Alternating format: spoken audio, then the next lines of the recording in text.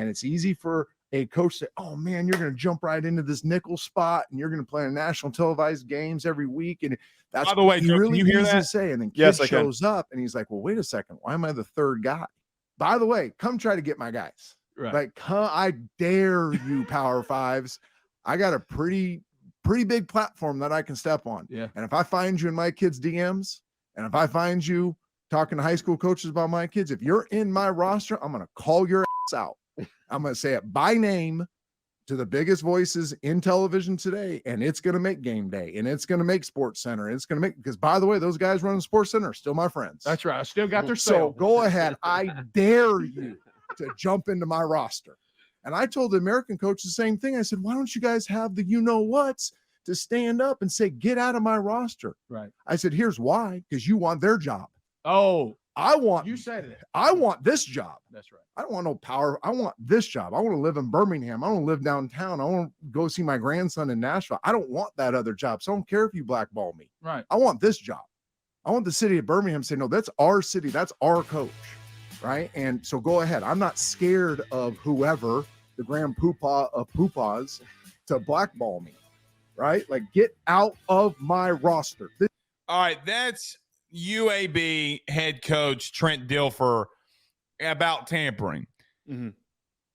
Joe, I'm going to go ahead and kick it off to you. Go ahead. You went viral on it, and you said that you loved that he said that, but I think that we need to dive into that a little bit more. But go ahead. What do you think about Trent Dilfer, the UAB head coach, and his statements on tampering? So I know that there's multiple layers to this. Obviously, he needs to not be a hypocrite, and he needs to not go after other rosters, which I know that we're going to talk about. But on the surface level of his statement, the importance of what he's saying, no coaches ever call out these Power 5 guys. I know multiple players, and there's one in particular who was at a high-level FCS program that was competing for a national championship, that was a third-round pick, that I know for a fact Saban offered him 6 figures to come play for him. And he turned it down, and he stuck at the FCS school. He was not in the portal, had no intention of leaving. That is the problem that we're currently dealing with, that tampering. And a lot of these head coaches know that it's happening, because these players that turn it down come back to their coaches and they say, so-and-so just DM'd me. They all know that it's happening, but nobody calls them out. The only coach who's done anything close to it is Pat Narduzzi, but it's kind of hard to take him seriously sometimes with some of the other things that he says. When a boy cries wolf too many times, it backfires with Narduzzi. Yes. Right. We've talked on that. I want to see this in action. That's the big thing for me. I really hope that somebody comes after one of Dilfer's guys that is currently on the roster, has no intention of leaving. I had a lot of people who commented on this and were like, oh, why would he interfere with somebody going to a bigger program? It's not about that. It's not about the guys who already know that they want to go and know that they have the opportunity without getting approached ahead of time. That's completely different. The guys that are currently on the roster, that are committed, that want to play at UAB, if SEC programs, Big Ten programs come sniffing around that roster and start offering checks before they even think about going in the portal, that's what needs to be called out. And if he says this and he's serious about it, I want to see it. I want to see him call somebody out. I want to see him go on SportsCenter and talk shit. That's exactly what I want. Okay. So you talked about there being layers to this. There are layers to it. Okay. Number one, do I agree with him about tampering being bad? Yes, I do. I don't think it should be happening. I think everybody agrees with that. Okay. There's a reason why the NBA doesn't allow it. The NFL doesn't allow it. There's a lot of things about, look, it's not allowed in professional sports. Mm-hmm. We know why. Here's the massive problem I have. Okay. The massive problem that I have is quite simple. I know that Trent Dilfer ain't innocent. Okay. Look, Joe, I built a living on sourcing. Mm-hmm. And I honestly wasn't feeling the greatest yesterday. I kind of just mingled around the house a little because I was feeling bad. And as soon as this was published, I had an FCS head coach call me and said that, talking about Dilfer, he said that dude is so full of ish. One of his assistant coaches DM'd one of our players and said, hey, man, we think you could start here. So I get what he's trying to do, and he's not wrong. Yeah. But as the good book says, okay, if you are going to call out sin or cast the first stone, he shall have no sin. Secondly, what he's doing there is he's calling out Saban. This has already happened. Saban's already went and got one of his guys. And now I know it's from the old regime, but no, it's not. The kid left when Trent Dilfer was the head coach. But let me just throw this out here too. The reason that happened, you want to know why the reason it happened? Why? Dilfer took Saban's best assistant coach. That's not a coordinator. Okay. And Mortensen. Trent better be careful, because as easily as he can be called out, or he can call out people, he can also be called out. Just going to say, don't cast the first stone when you're out here sinning yourself. That's a really good point. So that's what I was saying, that there are absolutely multiple layers to this. If he can't be doing it. Like, he can't be the one who's also going after FCS rosters, because frankly, that is what leads to success for these G5 programs, is how they develop, is going and grabbing the top level FCS guys, the guys that don't go to P5. They need those football players. But as you're talking about here, if he is threatening to violate the coaching fraternity because he's not one of them, and if he's threatening to say, I'm not one of you guys, I'm not trying to be buddy with you guys, I don't care, I'm going to call you out. Well, then all the lower level guys are going to do it too. All the guys at the FCS programs that aren't trying to make friends with him are going to do it too. And look, maybe it's the case it was one of his assistants that, not saying he went rogue, he probably was aware that it might happen. He needs to lock it down and prevent it from happening, though. He can't let anyone go rogue. It doesn't matter. Mm-hmm. It doesn't matter if one person goes rogue, because I can make the same argument. My pen dropped. I can make the same argument for Saban, okay? The same exact thing. Here's the truth. You want me to tell you what the truth is? All these coaches are crybabies. The ones that are complaining about NIL and the transfer portal are crybabies.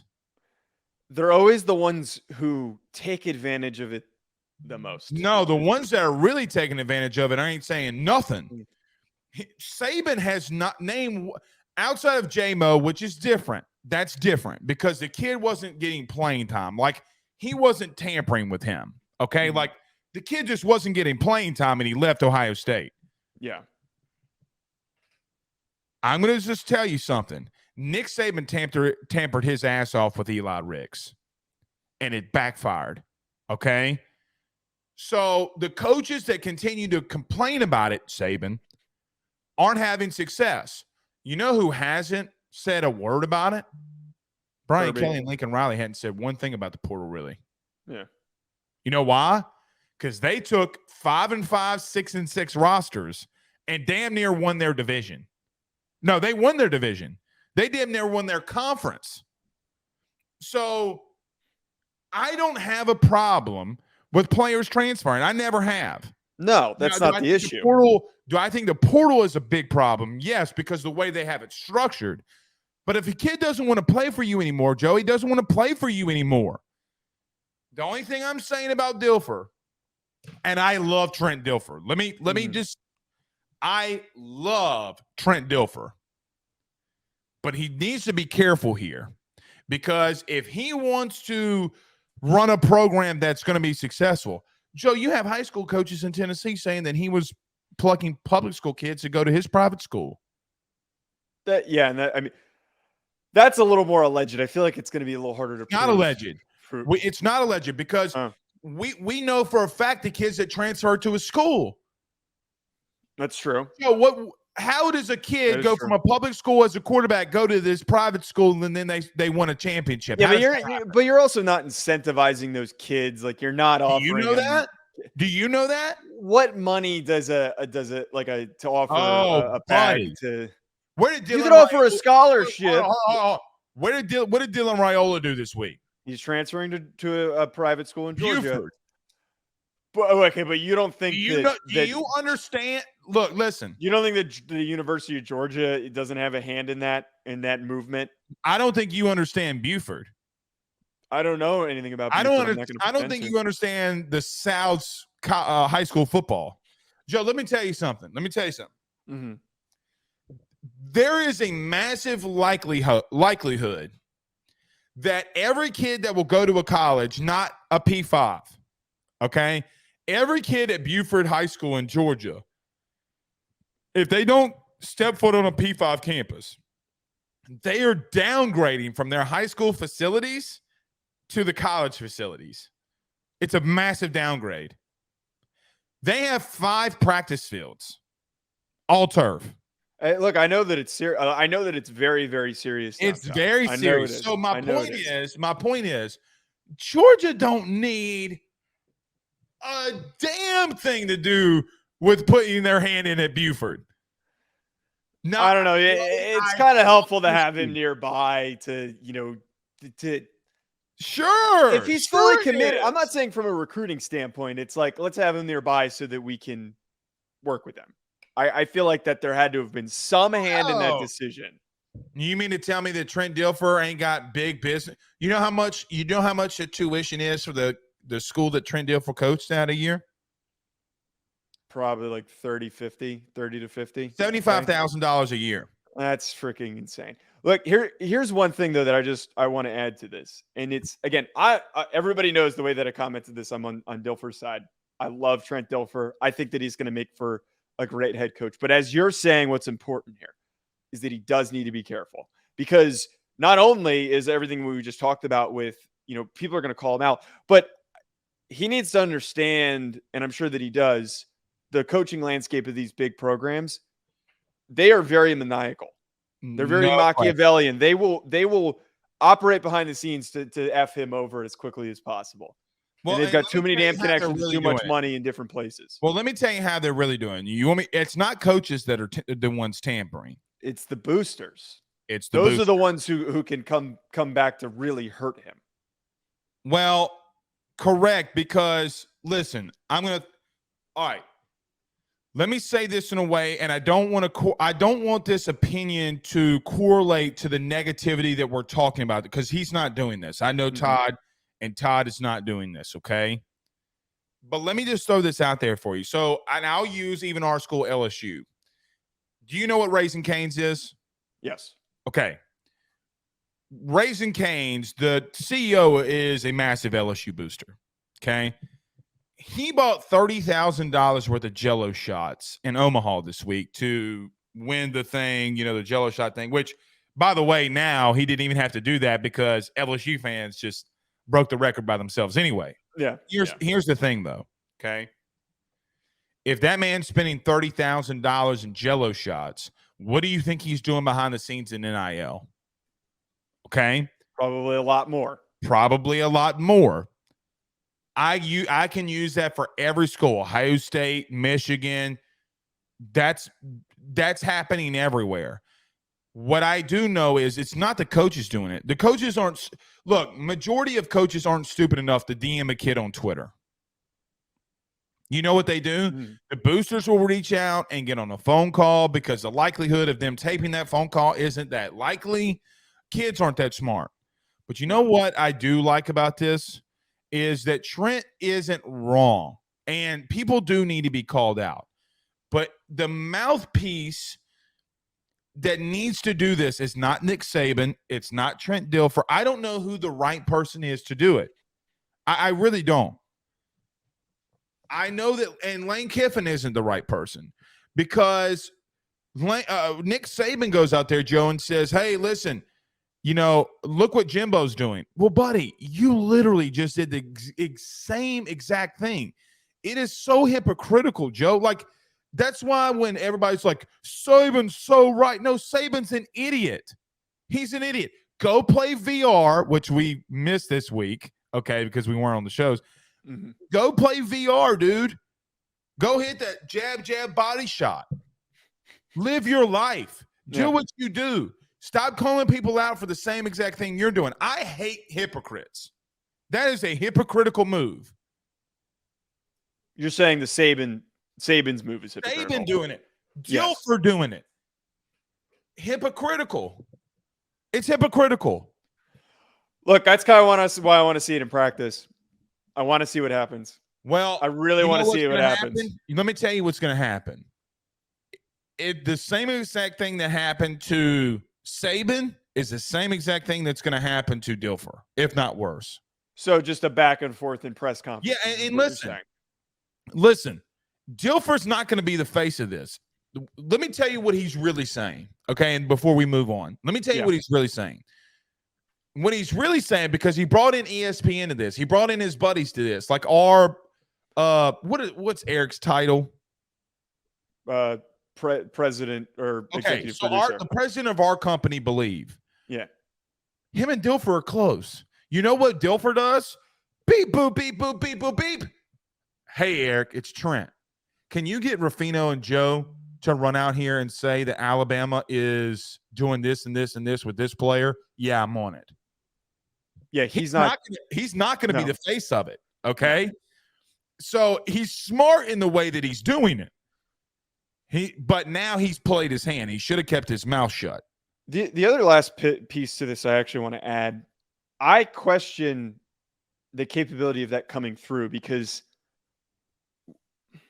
if he is going to go to somebody at ESPN and say, like, I have XY evidence that this coach is doing XYZ, I need you to you should report on this.